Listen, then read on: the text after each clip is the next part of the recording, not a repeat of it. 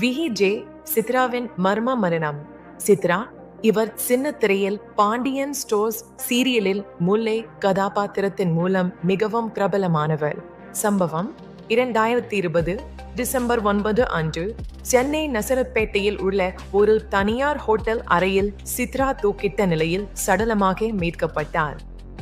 அப்போது உடன் இருந்தவர் இவரது கணவர் ஹேம்நாத்.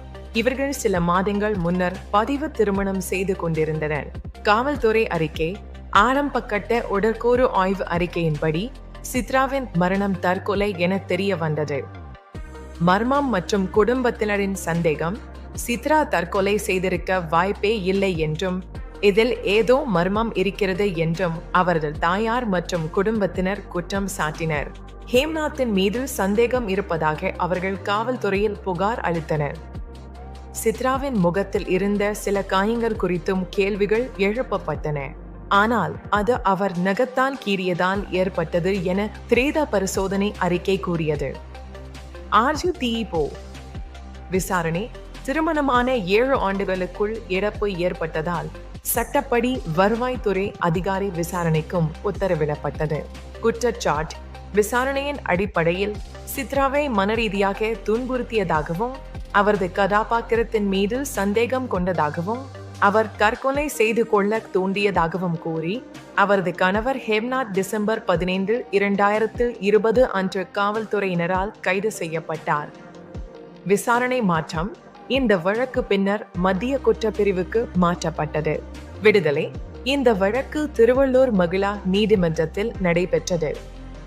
வழக்கில் ஹேம்நாத் உள்ளிட்டோர் மீது குற்றம் சாட்டப்பட்டிருந்த நிலையில் போதிய ஆதாரங்கள் இல்லை என்ற அடிப்படையில் ஹேம்நாத் உட்பட குற்றம் சாட்டப்பட்டு 7 பேரையும் நீதிமன்றம் விடுதலை செய்தது.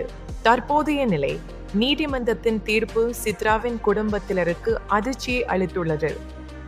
இந்த தீர்ப்பை எதிர்த்து சித்ராவின் குடும்பத்தினரும் காவல்துறையும் மேல்முறையீடு செய்ய உள்ளதாக தகவல்கள் வெளியாகின. மொத்தத்தில் இந்த வழக்கு காவல்துறை அறிக்கைகள் தற்கொலை என்று முடிவுக்கு வந்த போதிலும் சித்ராவின் குடும்பத்தினர் சந்தேகம் தெரிவித்ததால் இதில் பல நாட்கள் பரபரப்பை ஏற்படுத்திய ஒரு மர்மமான மரண வழக்கு என்றே பார்க்கப்படுகிறது.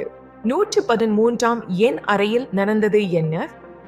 திரும்பி வருதல் சித்ரா அன்று அதிகாலை சுமார் 2:30 மணிக்கு EUVP பிலிம் சிட்டியில் நடந்த பணப்பிடிப்பை முடித்துவிட்டு ஹோட்டல் அறைக்கு திரும்பினார்.